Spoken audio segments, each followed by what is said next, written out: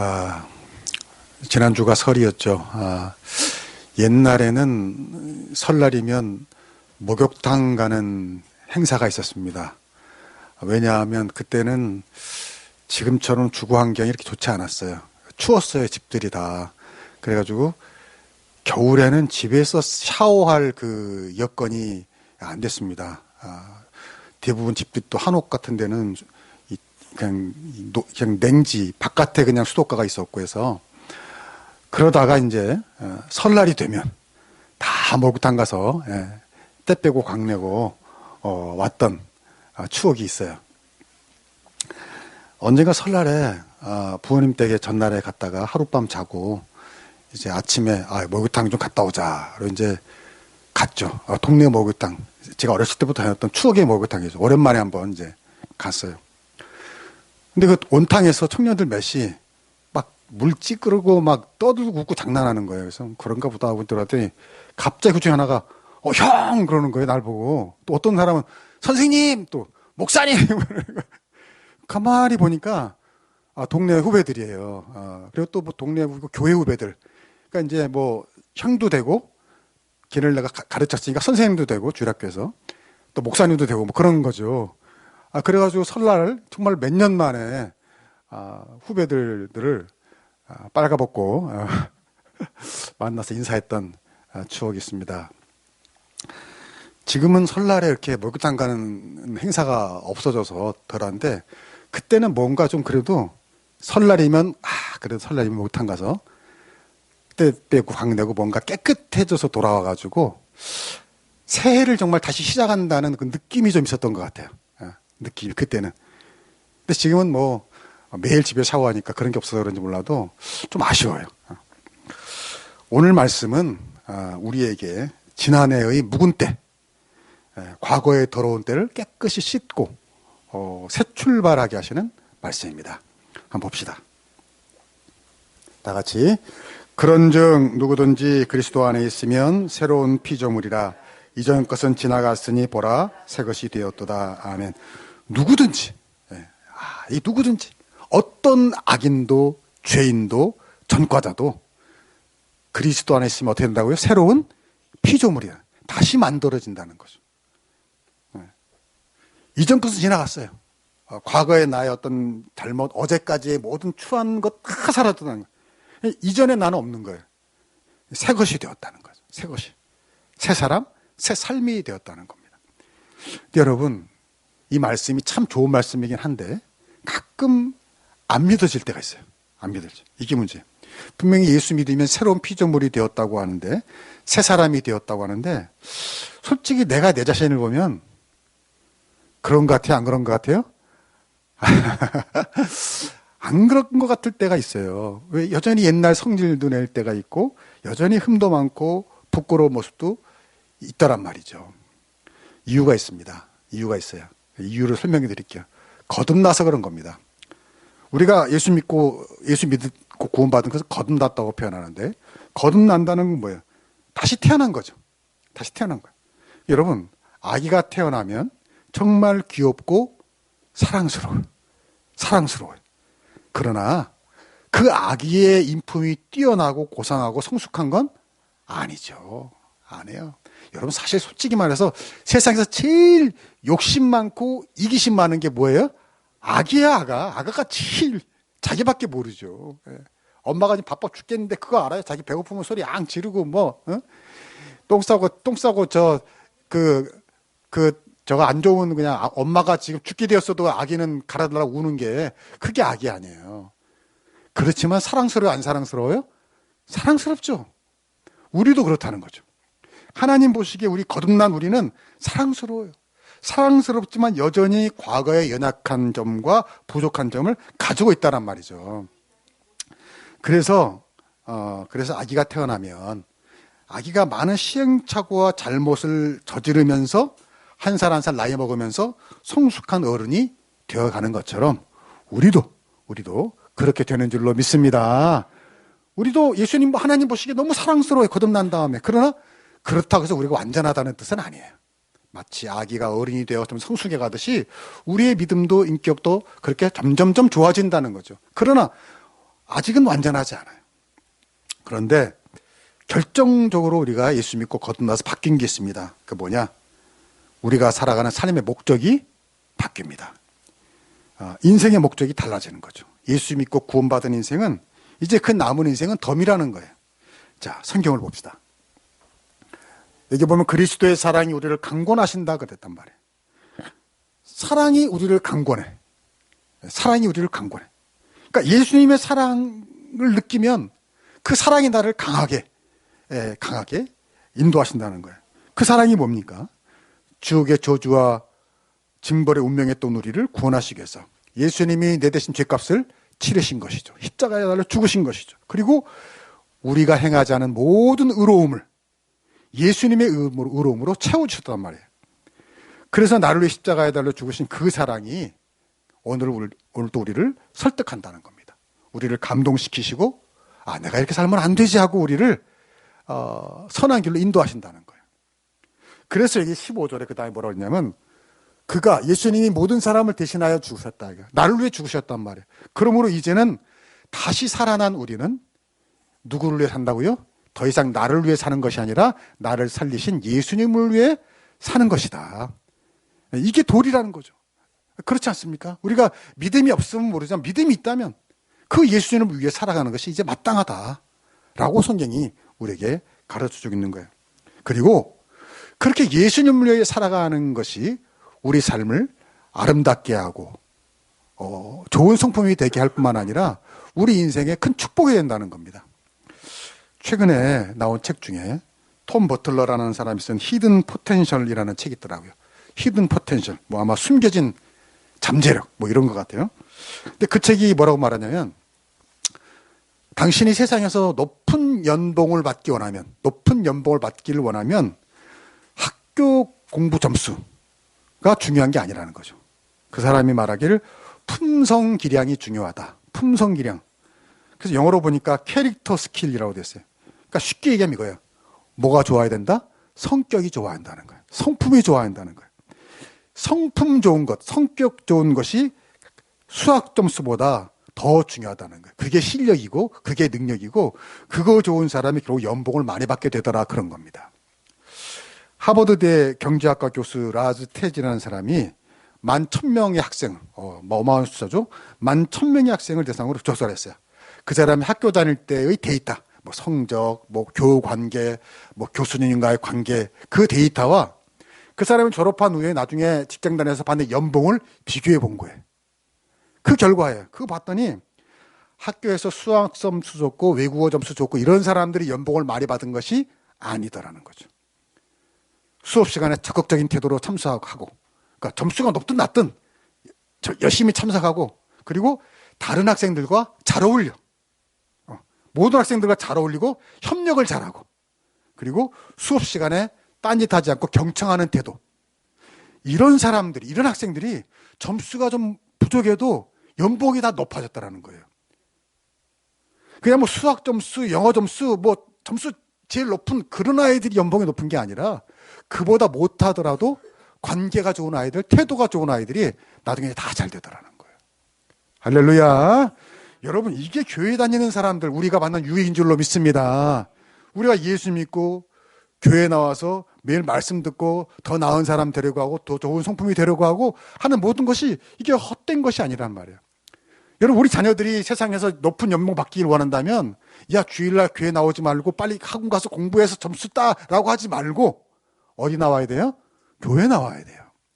교회 나와서 다른 아이들과 어울리고 수련회도 가고 같이 팀플레이도 하고 좀 나를 괴롭히는 아이가 교회에 있더라도 참아보고 걔를 용서하고 그런 모든 관계를 통해서 아이가 훌륭한 사람이 되는 줄로 믿습니다. 그런 아이가 결국 잘 되더라 이거예요. 사회생활이 잘하더라 이거예요. 네. 여러분, 이게 우리 얘기 아닙니까? 우리 얘기.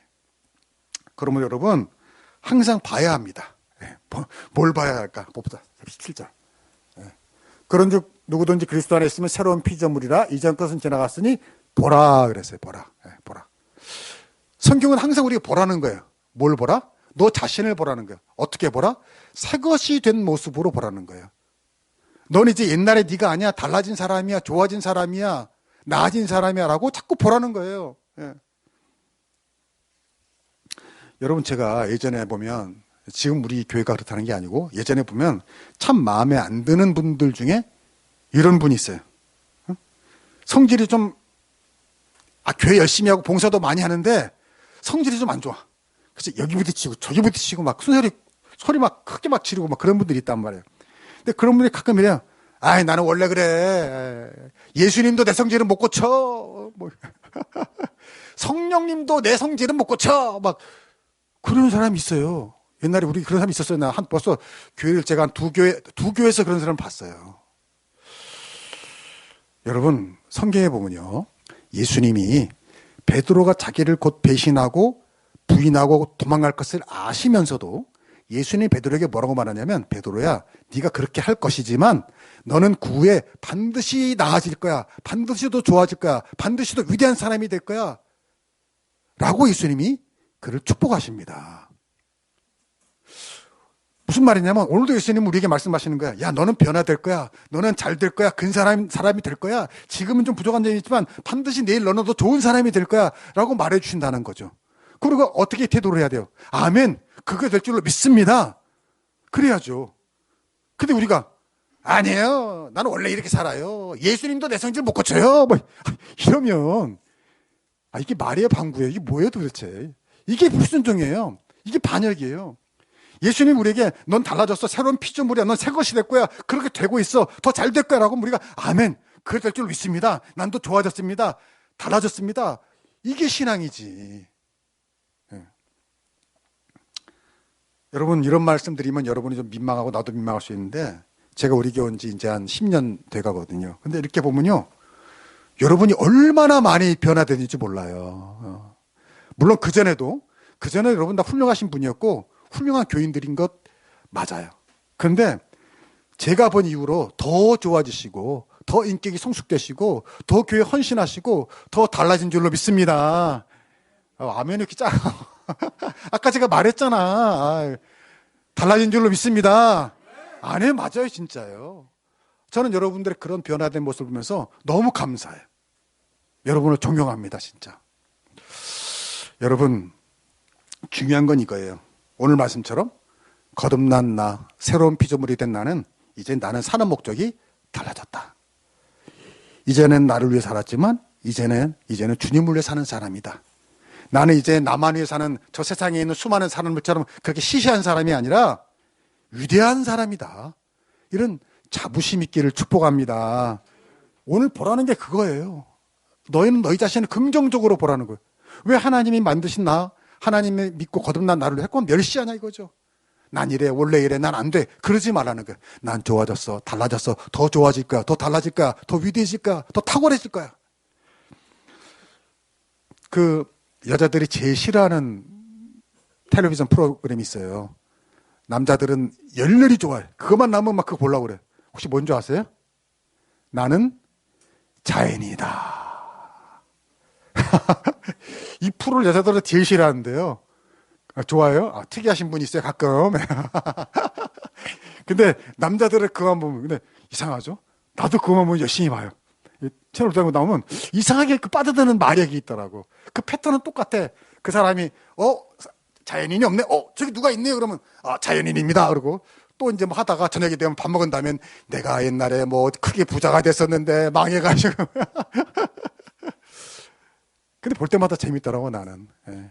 근데 여러분, 언젠가 그 프로를 보는데 냉장고가 이렇게 야외에 있어요, 냉장고가. 근데 뭔가 봤더니 그 냉장고를 자연인이 딱 여는데 보니까 그 안에 창고더라고. 농기구, 무슨 호미, 낫 이런 게 그 안에 가득 있어요. 그리고 그 다음에 또 언제 보니까 또 냉장고가 입구 옆에 있는데 왜 입구 옆에 있을까 했더니 냉장고를 열었더니 뭔지 아세요? 신발장, 맞아, 신발장. 신발을 다 거기다 넣어놨더라고. 나랑 같이 본 것 같아. 근데 내가 그걸 보고 여러분 이런 생각이 들었어요. 저 냉장고의 입장에서 기분이 좋을까 나쁠까? 나쁘지. 냉장고는 음식 넣어놓고 그거 오래 보관하고 신선하게 먹고라고 냉장고를 만들어놓은 목적 아니에요. 근데 거기다 신발을 막 넣어놓으면 그 냉장고가 행복할까라는 좀 생각이 들더라고요. 냉장고는 신발을 보관하는 게 아니라 그 안에 음식을 보관할 때 가장 행복한 줄로 믿습니다. 우리도 그렇다는 말이에요. 우리 인생도 그래요. 하나님으로 창조하셨잖아요. 그러면 창조하신 하나님의 목적대로 사는 게 제일 행복한 줄로 믿습니다. 그 목적이 뭐예요? 우리가 높은 자리에 있든 낮은 자리에 있든 어디 있든 간에 우리를 통해서 하나님이 영광 받으시고 그걸 통해서 내가 삶의 보람을 느낀다면 그것이 가장 우리 인생 행복이고 목적인 줄로 믿습니다. 그런데 우리가 하나님과 무관하게 내 자신만을 위해 산다면 내가 보기엔 내가 행복할지 몰라도 마치 뭐가 같아요? 냉장고 안에 신발을 담고 사는 것처럼 비슷하단 말이에요. 나는 행복한지 모르지만 사람들이 보기에 하나님 보기엔 행복하지 않다는 거죠. 아름답지 않다는 거죠.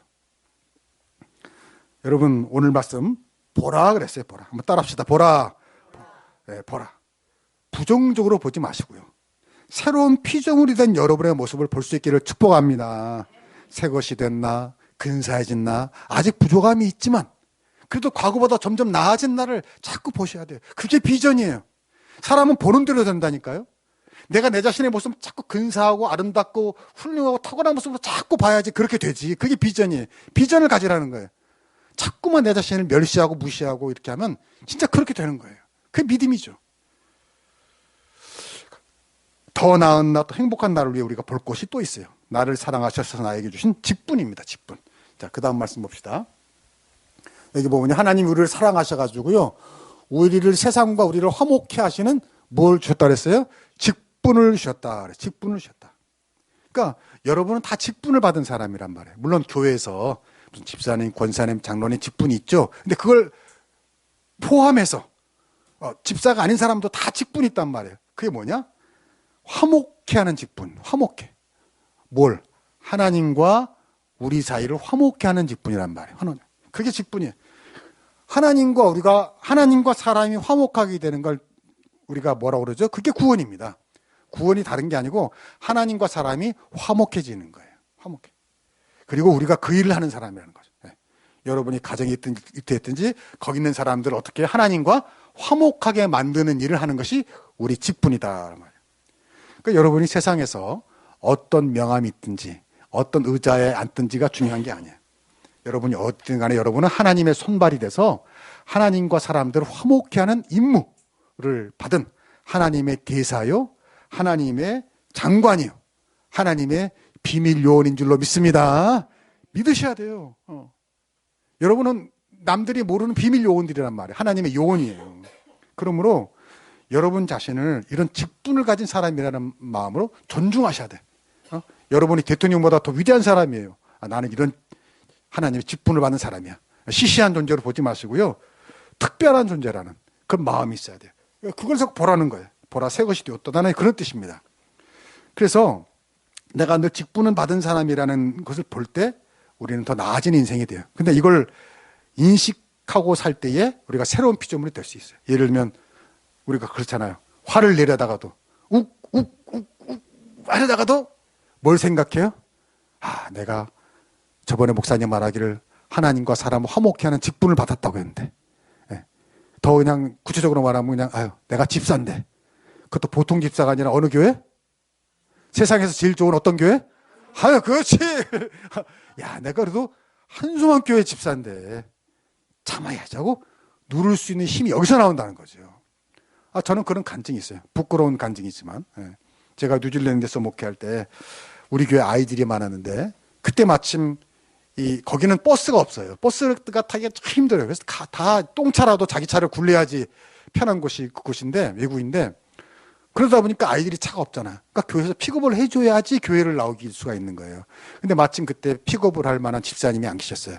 제가 했는데 11시 예배 시작이에요. 그러니까 뭐 한 30분 전부터 이제 타운을 돌아다니면서 태우고 다니는데 이놈들이 말을 잘 들을까요? 안 들을까요? 안 듣지. 어른도 아니고 이제 중학생, 고등학생 되니까 철이 없잖아요.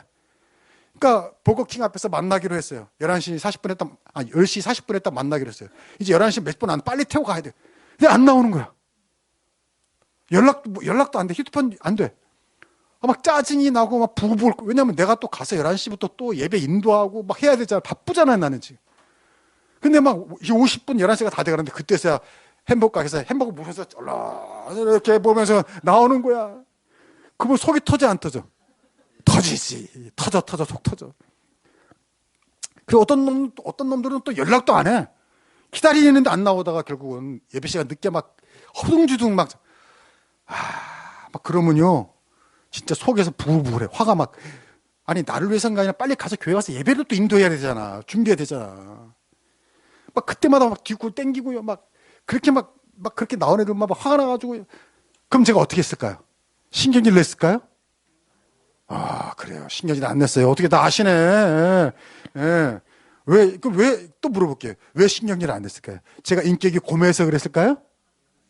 뭘 또 아니요라고 말하면 또 이상하지.